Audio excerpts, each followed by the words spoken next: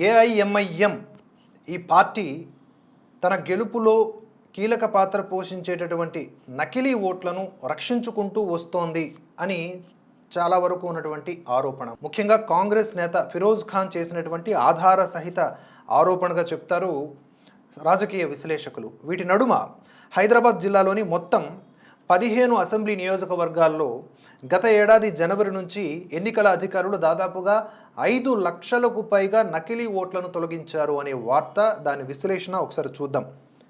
అయితే ఈ 5 లక్షలకు పైగా నకిలీ ఓట్లు ఏవైతే ఉన్నాయో ఈ ఓట్లన్నీ మైనారిటీ ఓటర్లు అధికంగా ఉన్న నియోజకవర్గాలకు చెందినవి కావడంతో త్వరలో జరిగే పార్లమెంట్ ఎన్నికల్లో దీని ప్రభావం గట్టిగా చూపే అవకాశాలు అధికంగా ఉన్నాయని చెప్పేసి ఏఐఎంఐఎం నేతలు ఆందోళన చెందుతున్నారట.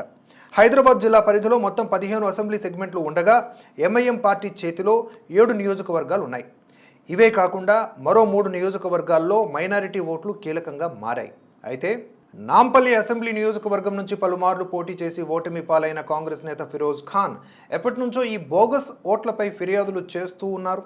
రాష్ట్రంలో కాంగ్రెస్ అధికారంలోకి వచ్చాక బోగస్ ఓట్ల తొలగింపుపై ఫిరోజ్ ఖాన్ యుద్ధం మొదలుపెట్టారు. చివరకు న్యాయస్థానాన్ని సైతం ఆశ్రయించారు. ఆయనతో పాటుగా హైదరాబాద్ బీజేపీ ఎంపీ అభ్యర్థి కొంపల్లి మాధవిలత సైతం నకిలీ ఓట్లను తొలగించాలని చెప్పి ఎన్నికల అధికారులకు ఫిర్యాదు చేయడం జరిగింది.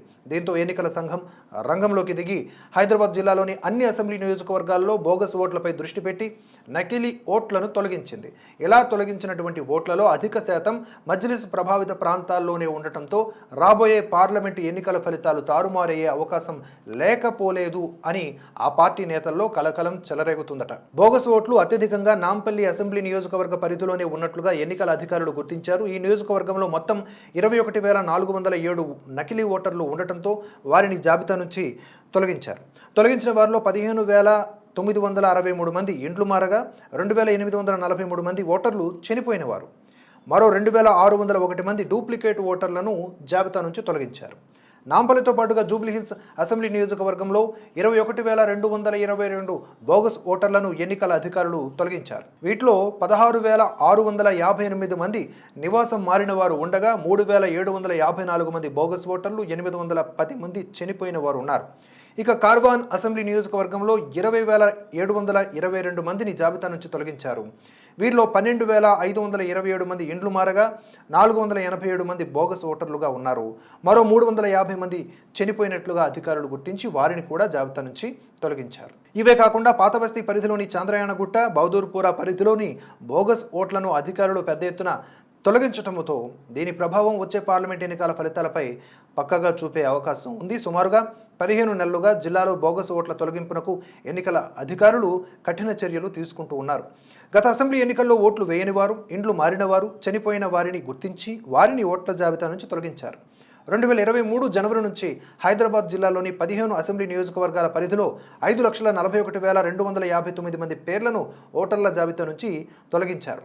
వీరిలో 47,140 మంది మరణించారని, 4,39,801 మంది ఇండ్లు మారారని, మరో 54,259 మంది నకిలీ ఓటర్లు ఉన్నారని చెప్పేసి అధికారులు గుర్తించారు. ఇక ఈ ఏడాది జనవరిలో సవరించిన ఓటర్ల జాబితా ప్రకారం హైదరాబాద్ జిల్లాలోని అన్ని సెగ్మెంట్లలో కలిపి సుమారుగా 45.7 లక్షలకు పైగా ఓటర్లు ఉన్నారు.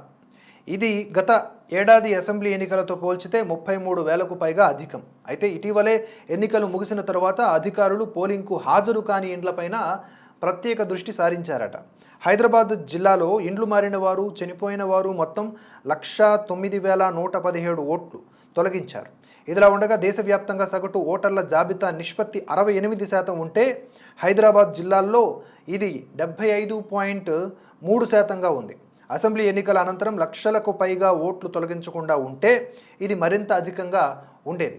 భారత ఎన్నికల సంఘం నిర్దేశించిన స్టాండర్డ్ ఆపరేటింగ్ విధానం ప్రకారం ఫారం 7, ఫారం 8 ప్రకారమే ఓట్ల తొలగింపు ప్రక్రియ జరిగిందని అధికారులు పేర్కొన్నారు. ఇంకా ఓటరు జాబితా ప్రక్షాళన సమయంలో చాలామంది ఓటర్ల జాబితాలపై ప్రామాణికం కాని ఇంటి నెంబర్లు ఉన్నట్లుగా అధికారులు గుర్తించారు. అటువంటి ఓటర్లను గుర్తించి సవరణలు చేయడానికి ప్రత్యేక డ్రైవ్స్ చేపట్టారు. దీని ప్రకారం మొత్తం 181,405 ఓటర్లు నాన్ స్టాండర్డ్ ఇంటి నెంబర్లు గుర్తించి వారి ఇంటి నెంబర్లలో అధికారులు సవరణలు చేశారట. మొత్తానికి పూర్తి స్థాయిలో కాకపోయినా ఒకంత ఇంపాక్ట్ చూపించే అవకాశం ఉంది అనేది ఈ వార్త ద్వారా, అంటే ఎంఐఎం పార్టీ మీద ఉందనేది ఈ వార్త ద్వారా స్పష్టమవుతున్న విషయం.